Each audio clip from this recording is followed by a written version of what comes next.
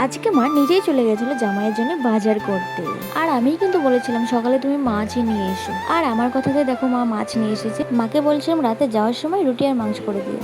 আর শুধু মাছ নয়, মাছের সাথে সাথে মা নিয়ে এসেছিল পুল্লার ডাটা, আর এগুলো দিয়ে গুঁড়া মাছের চচ্চড়ি যা লাগে। তারপর মা বেশি দেরি না করে রান্না চাপিয়ে দিল, আর আমাকে বললো তুই শুধু আমাকে মাছটা ধুয়ে নেবে। কম বেশি গুঁড়ো মাছ খেতে কিন্তু সবাই পছন্দ করে, খেতে তো সবারই পছন্দ, কিন্তু বানাতে ধুতে এটাই সবার আলসে লাগে। আমার মাছ হোক বা মাংস ভালো করে না ধুলে খেতে ইচ্ছে করে না।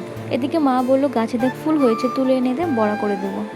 আর এই লিচু আম আমার বর আসবার সময় নিয়ে এসেছিল। আর এদিকে দেখো আমার বর কিন্তু রাত জেগে এসেছে, তাই ঘুমিয়ে গেছে।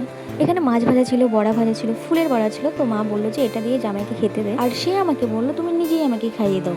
আর এই দেখো পরে কিন্তু মা পেঁয়াজও ভেজে দিয়েছিল। তো মার ঝোল রাতে কমপ্লিট হয়ে গেছে, এখন চচ্চড়ি হবে। আর এদিকে কিন্তু আমার স্নানও কমপ্লিট হয়ে গেছে, আর এদিকে কিন্তু মার রান্নাও কমপ্লিট হয়ে গেছে। বেশি কিছু মা করেনি, রাতে যেহেতু আবার রান্না হবে চিকেন, তো তার জন্য মা ঝোল আর চচ্চড়ি করেছিল। তো আজকের মতো টাটা, দেখা হবে পরে।